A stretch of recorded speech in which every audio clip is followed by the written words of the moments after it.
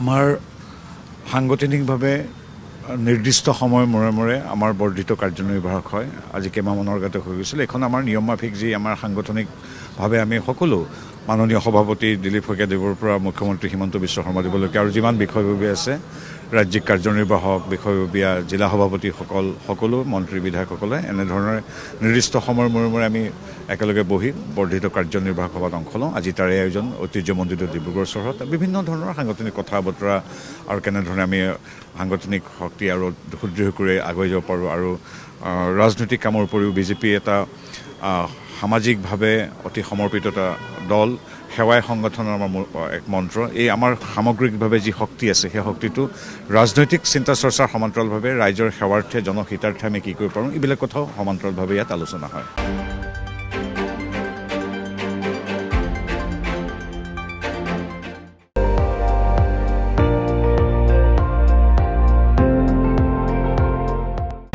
আপুনি চাই আছে ND24, সৰ্বশ্ৰেষ্ঠ নহয়, সৰ্বোত্তমৰ দৌৰা।